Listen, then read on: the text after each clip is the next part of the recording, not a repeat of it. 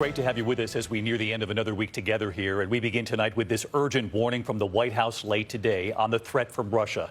The White House now saying there is a, quote, credible prospect that Russian forces could invade Ukraine within days, possibly before the Olympics end, warning Americans in Ukraine to leave now.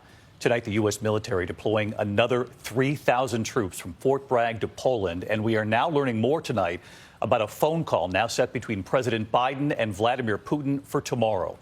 From the Russian military tonight, new images of its forces, joint exercises in Belarus. The Russians are tonight still insisting they have no plan to attack, accusing the U.S. of hysteria. The U.S. responding, more American troops and equipment arriving in Romania from Germany. Mary Bruce is standing by with what she's learned at the White House tonight, and Terry Moran leading us off with this new and urgent message. He's on the ground in Ukraine tonight. At the White House today, the urgent new warning. Russia could attack Ukraine at any time over the next several days. There is a credible prospect that a Russian military action would take place even before the end of the Olympics. National Security Advisor Jake Sullivan saying that while the U.S. has not concluded that Vladimir Putin has given the actual order to invade Ukraine, the time for U.S. citizens there to get out is now. We want to be crystal clear on this point. Any American in Ukraine should leave as soon as possible, and in any event in the next 24 to 48 hours. And Sullivan warned that U.S. troops would not be used to evacuate American citizens. The dire assessment of the crisis comes a day after President Biden offered this warning about how fast the situation could deteriorate. We're dealing with one of the largest armies in the world. This is a very different situation, and things could go crazy quickly.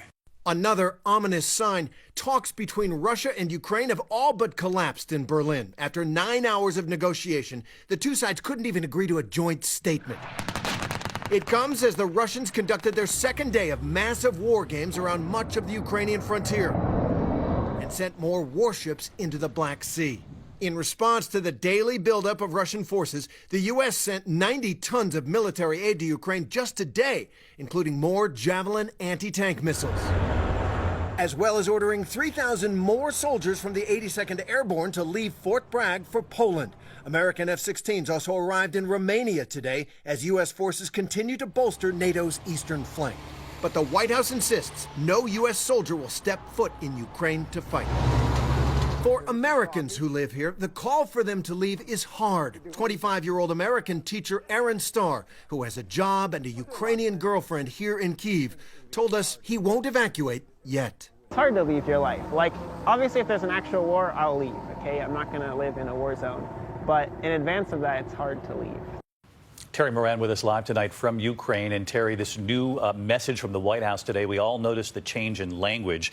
They said there is a distinct possibility, those were their words, that Russia could invade Ukraine in days before the Olympics end, and that Americans should get out now. And I'm curious, are we learning anything more tonight about intelligence, what U.S. authorities have seen or heard that then drove this sharper, more urgent message? Well, David, what National Security Advisor Jake Sullivan said about this new level of urgency is that it was based on, quote, what we are seeing on the ground and what our intelligence analysts have picked up, clearly indicating this is not a guess or an assessment, but that the U.S., whether it is through signals intelligence or human sources, has some kind of understanding, reliable understanding, of what's happening inside the Kremlin.